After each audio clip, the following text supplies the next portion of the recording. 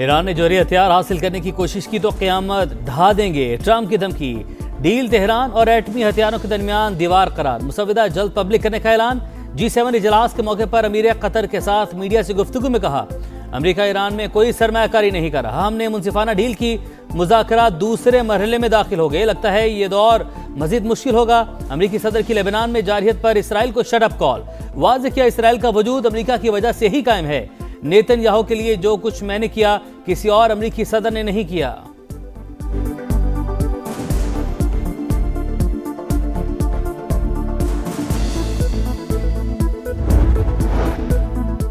दुश्मन ने दोबारा गलती की तो फैसला कौन और सख्त जवाब देंगे। ईरानी आर्मी चीफ का रद्द-ए-अमल।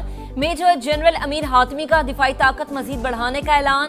वजीर खारजा अब्बास अरागची बोले, एक तरफ अमरीका इसराइल, दूसरी तरफ ईरान और हिजबुल्लाह फरीक हैं। लबनान पर इसराइली हमला और कब्जा मुआहदे की खिलाफ वर्जी तस्वुर होगा। मुफाहिमती यादाश्त पर दस्तखत के बाद मुज़ाकरात का अगला दौर शुरू होगा। पहले मरहले में सबसे अहम मसला जंग का खात्मा था। आखिरी राउंड में जौहरी प्रोग्राम और पाबंदियों पर बात होगी।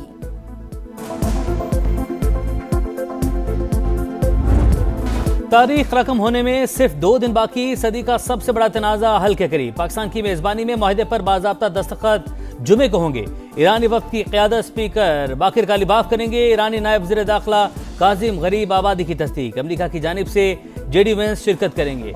अमरीकी नायब सदर ने कहा, कुछ तकनीकी तफसीलात तय होना बाकी। सदर ट्रंप दस्तखत से पहले डील का मतन जारी कर सकते हैं। वाज़ेह किया, फिलहाल ईरान को कोई रकम जारी नहीं की गई। पाबंदियों का खात्मा भी यूरेनियम अफजुदगी के खात्मे से मशरूत है।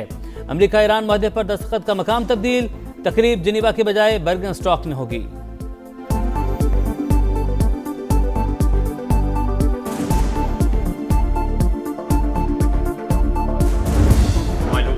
बरतानवी पार्लियामेंट पाकिस्तान की सिफारती कामयाबी की मोतरफ। हाउस ऑफ लॉर्ड्स में आम के लिए किरदार पर जबरदस्त खराज तहसीन। पाकिस्तान का बहुत शुक्रिया। लॉर्ड अहमद ऑफ विम्बलडन का इजहार तशक्कुर। अमरीका ईरान को मौजूदा मकाम तक पहुंचाने में पाकिस्तान ने अहम किरदार अदा किया। बरतानवी हुकूमत की जानिब से भी तारीफें। अमरीका ईरान मुआहदे के बाद आपने हुर्मुज़ से जहाज़ों की आमद-ओ-रफ्त जारी। 3 ऑयल टैंकर्स और 2 ईरानी जहाज अमरीकी नाकाबंदी से गुजर गए। ईरानी मीडिया का दावा, गुजरगाह की बहाली के बाद आलमी मंडी में खाम तेल 5% सस्ता। अमरीकी ऑयल $76 फी बैरल और ब्रेंट क्रूड $78 फी बैरल पर ट्रेड। रॉयटर्स ईरान के लिए $300 अरब के फंड की तफसीलात सामने ले आया। खबर रसा इदारे के मुताबिक रकम सरमायाकारी की सूरत में ईरान में लगाई जाएगी। खलीजी ममालिक, एशियाई और अफ्रीकी कंपनियां भी फंड में हिस्सा डालेंगी।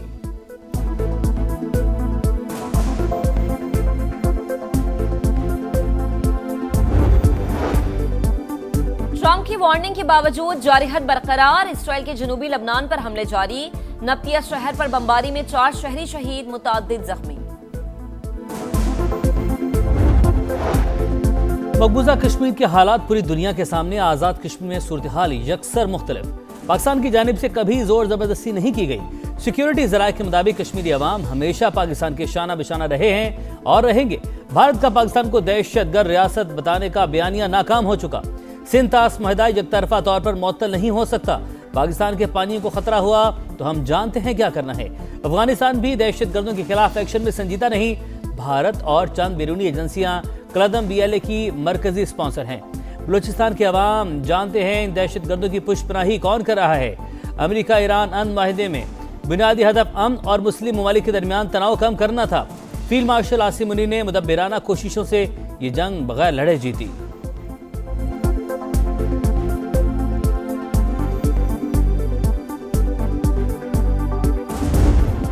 गिलगित बल्तिस्तान में इस्तेहकाम पाकिस्तान पार्टी को बड़ी कामयाबी। 4 नौमुंतखब आजाद अरकान का IPP में शमूलियत का ऐलान। सदर IPP से मुलाकात करने वालों में घांचे से 2 और दियामीर और गजर से एक रुकन शामिल। अनवर अली, असद शफीक, मोहम्मद दिलपजीर और अमान अली का अब्दुल अलीम खान की क़यादत पर भरपूर एतमाद का इजहार। सदर IPP का पार्टी में शामिल होने वालों का खैर मकदम। कहा, गिलगित बल्तिस्तान की तरक्की और खुशहाली के लिए दिन रात मेहनत करें। इस्तेहकाम पाकिस्तान पार्टी पंजाब और विफाक के बाद गिलगित बल्तिस्तान में भी मुस्बत किरदार अदा करेगी।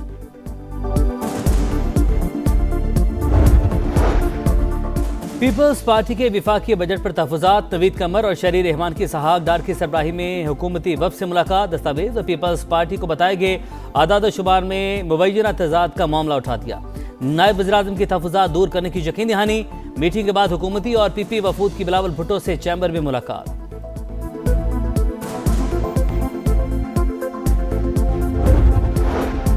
एमकेएम का नई आईनी तरमीम पर गौर का मुतालबा। नई तरमीम से इख्तियारात निचली सतह तक जाएंगे।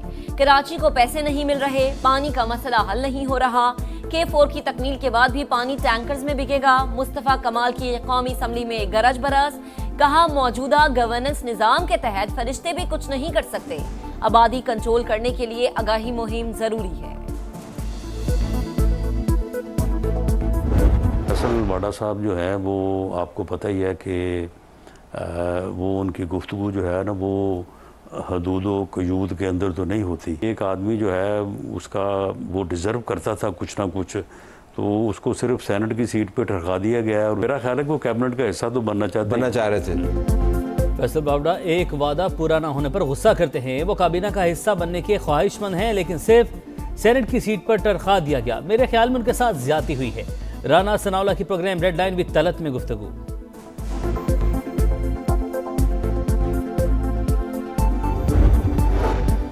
सेनेट की कायमा कमेटी बराए खजाना में दूसरे रोज भी एफबीआर की नाअहली की गूंज। सेनेटर अब्दुल कादिर ने कहा एफबीआर रिफंड्स अदा नहीं कर रहा। सेनेटर तलहा ने रिफंड्स मुकम्मल का प्रोग्राम करार दे दिया।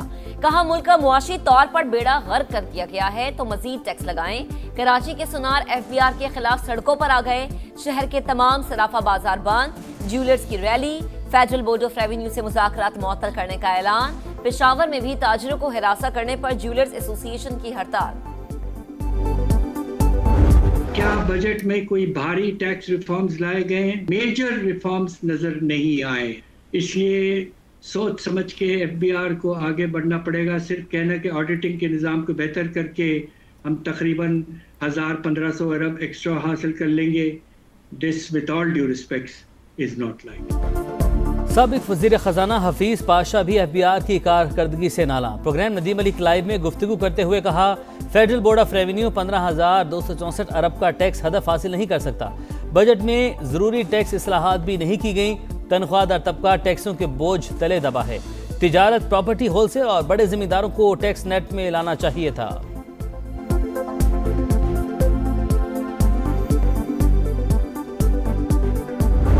माली साल 2026-27 के लिए मजमूई बजट का हुजम 5,903 अरब 46 करोड़ रुपए तजवीज़ किया जा रहा है।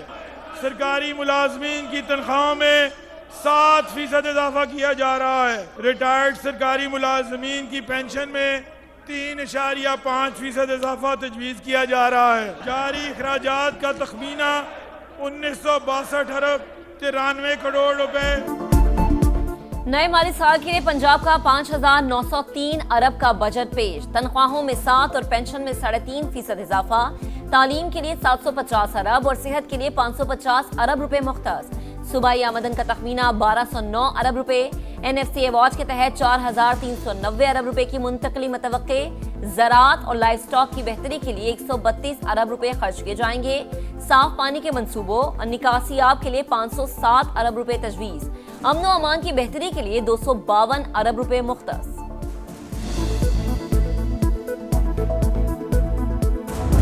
ग्रीन बसेज हैं जिसके लिए 100 अरब रुपया इस बजट में रखा है और पिछले बजट में कई सैकड़ों अरब जा चुके हैं। उसमें से एक बस भी ग्रीन इलेक्ट्रिक बस हमारे पास मुल्तान में नहीं आई। दावत देता हूं कि आज ही चले मेरे साथ मुल्तान और कल जाके हम दौरा कर लेते हैं। अगर मिली है तो मैं अपने अल्फाज वापस भी लूँगा, उनसे माजरत भी करूँगा। पीपल्स पार्टी का पंजाब के बजट में जनूबी पंजाब को नज़रअंदाज करने का इल्ज़ाम। तहफ़्फ़ुज़ात हुकूमत के सामने रखे थे, लेकिन अज़मा बुखारी ने उन्हें पॉइंट स्कोरिंग करार दे दिया। वज़ीर ख़जाना की बजट तकरीर में तफरीक वाज़े थी। सूबाई वज़ीर इत्तलात मुल्तान आकर देखें कोई ग्रीन बस चल रही है तो मैं माफ़ी मांग लूँगा। PP के पार्लिमानी लीडर अली हैदर गिलानी की अवामी मसाइल हल न होने पर तनकीद। तासुब की ऐनक उतार कर देखें तो जनूबी पंजाब में इलेक्ट्रिक बसें चलती नजर आएंगी। अज़मा बुखारी का जवाब।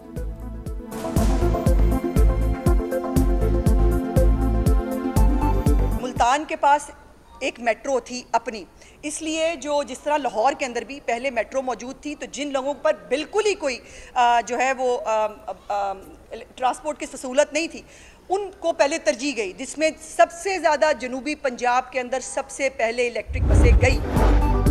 लाहौर के इलाके चूंग में अफसोसनाक वाकया, गली में 2 बच्चे खुले मैनहोल में जा गिरे। मकामी अफराद ने 5 साल के हसन की लाश निकाली, दूसरे को जिंदा बचा लिया गया।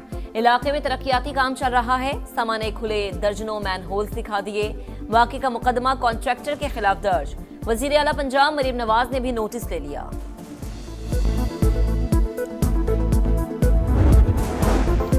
कानून के रखवालों ने ही कानून की धज्जियां उड़ा दी। इस्लामाबाद के थाना शम्स कॉलोनी में बेड़ियों में जकड़े मुलजिम की वीडियो सामने आ गई। थाना मुहर्रर के मुबैना फ्रंटमैन ने तशद्दुद भी किया।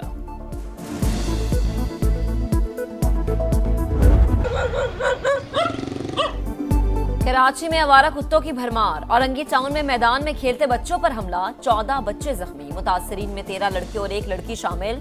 अस्पताल इंतजामी के मुताबिक आवारा कुत्ते ने बच्चों के माथे, सर, पेट, पांव और हाथों पर काटा। एंटी रेबीज वैक्सीन लगा दी गई है।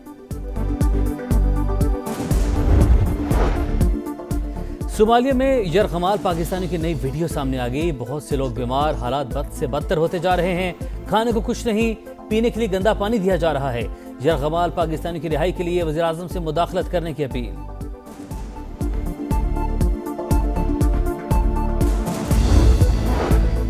विमेंस वर्ल्ड कप में पाकिस्तान आज जनूबी अफ्रीका से मुकाबला करेगा। कौमी टीम का एजबेस्टन बर्मिंघम में ट्रेनिंग सेशन। पहले मैच में ग्रीन शर्ट्स को भारत से शिकस्त हुई थी। कौमी टीम दूसरे मैच में खामियों का अजाला करने के लिए पुरअज़्म। श्रीलंका ने न्यूजीलैंड के खिलाफ मैच 5 विकेटों से अपने नाम किया।